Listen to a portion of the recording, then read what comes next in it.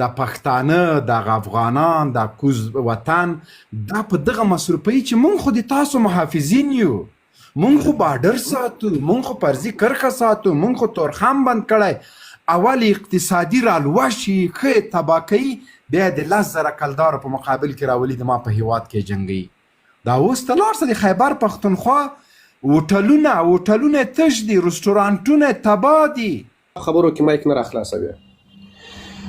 د پاکستان تباهی ته او د پاکستان بربادی ته تر هغه وخته پورې د ما خدای تعالی نه وژني تر څو پورې د پاکستان په اسلام آباد له منځه نه تللی، او تر هغه وخته پورې د ما خدای پاک نه وژني تر څو پورې د افغانستان درې رنګه بیرغ غوږ راته ونیسېږه نو ما غوږ نیولی او تاسې غوږ ونیسئ. ته پاکستان ته دوهم کور ویلي دي،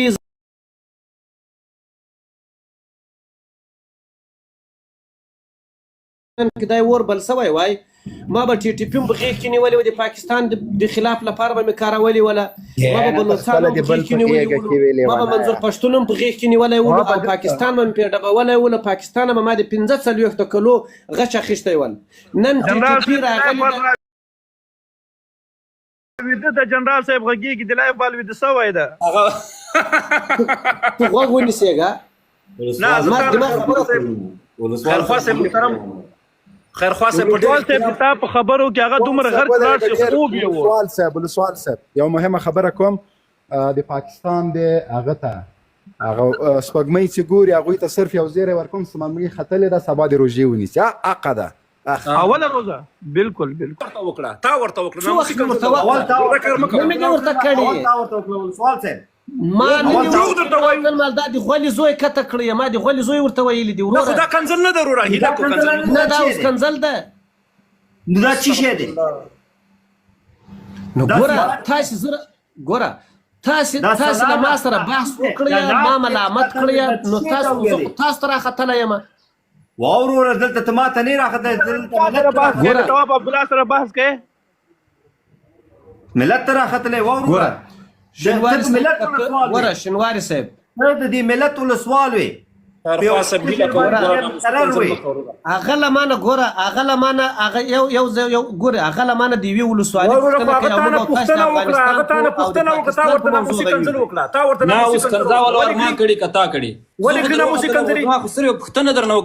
د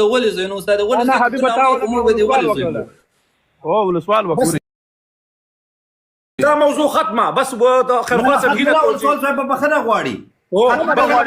ګوره زه بخښنه نه غواړم، زه تاسو ته راختلی یم، زه له هر چا نه کنزل نه کړې ده، بخښنه غواړي. څنګه نه غواړي؟ زموږ د مېلمه نه باید بخښنه غواړي ورور مې. ګوره یو دقیقه فیدا صاحب، حاجي صاحب یو دقیقه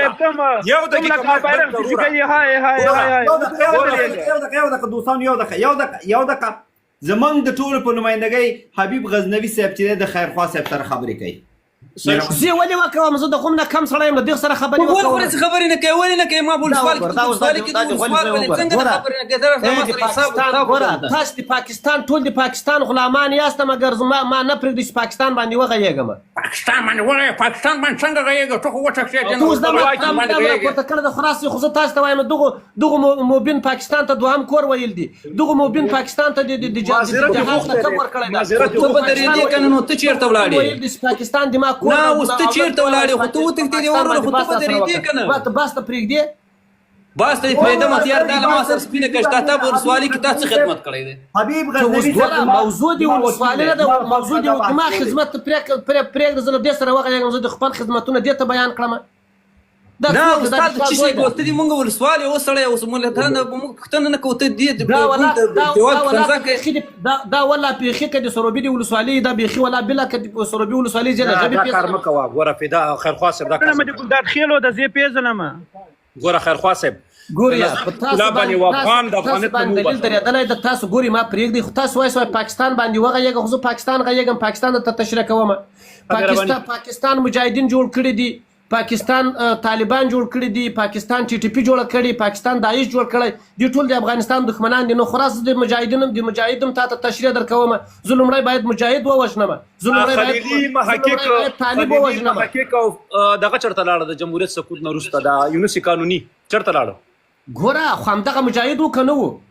واورو جمهوریت دغه و د بس جمهوریت خو همدغو خلکو راچپه کړل. ولې نشته پر اساس همدغو خلکو راچپه کړل.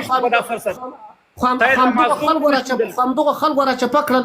تای دا مازغه ولې صاحب خبره ته پرېږده فهیم صاحب ولې نوبت نه ورکوي تاسو دا ولسوال صاحب ته؟ خیر دغه غوړي خبرې وکړي. خدای په امان تاسو غوږ نه نیسئ. سوال صاحب وای بې غیرت دي یم ژوندی دي یم پوه شوې دی وای بې غیرت دي یم ژوندی دي یم سر خلاص ته دا خبره کوي. نه ولسوال صاحب ته نوبت باید ورکړي دا غلطه ده. خپله لاړ خپله لاړ راځي بیا راځي ځه نه اوس د فهیم صاحب خبرو ته کله پرېږدي کله پرېږدي. زه د هغه ملګری یم، زه ورسره ولاړ یم. دغه ته اوس وګوره چالاکي تواب صاحب چالاکي اوس کوي. هغه په هغه کې حبیبه ودرېږه په هغه مظاهره کې روانې بیرغ یې نیولی تم بې زنده‌باد تم بې زنده‌باد یو خو ونیزه خدای دې ښار کې دې خو دې موږ سټ کړو. ته حزبه یې، ته جمهوریت یې، ته اماراته یې، ته یې څه بله تواب هغه فدا صاحب د استخباراتو میسج یې وکړو. ښه د استخباراتو والا همداسې یي ځه دلته یو چا لیکلي دي تواب صاحب چې یو څوک تاسو پسې لایف راغلي دي او چې ناموسي کنځلې درته کوي. حاجي صاحب فدا نه پوهېږم څوک ورپسې راغلي دي موږ تاسو پسې لګیا دي څه به وکړو. جزاک الله خیر.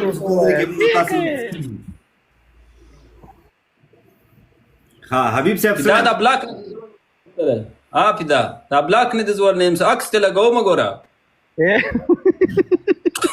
قسم دې دا درې څلور ورځې تا ته وایم ورور ته د بلاک نه خلک نه باسي. نه په خدای دې ما په لایف کې دومره ډېر هغه خونمیر ملا مې میډیټر کړی دی. ملا خونمیر پېژنې هغه طواف وروره نوم یې اورېدلی خو نوم یې ولې هغه ابو الماس هغه مې میډیټر کړی دی. تو خدای یار هغه په دې غټه تنه باندې چې د تیخوري ماشوم په سجده ولاړ یو هغې ته چې دی چمچه کېږي سره ډېر بد ښکاري. هغه غریب پیغور پسې مه یې ونه کړو په موټر کې ناستو قسم د بې پسیمي پاسو ځکه خو دلته وایي دغه چې وخت خو موږ ته اندازه لګېږي ناستو مګر یې اذان وکړو مالزه بچی بې پسیمي د روزه ونیول نیولې به یې نه مشکل دلته چې څوک د چا فالوور زیات وویني. حبیب ورور مې یو وخت سخت شعرونه ویل ډېر بد شاعر و ته زموږ ته هغه شعر ووایه حبیبه ته هغه شعر یې ورې ووایه. فدا صاحب دا وایس کاکړ لا پورته که وایس کاکړ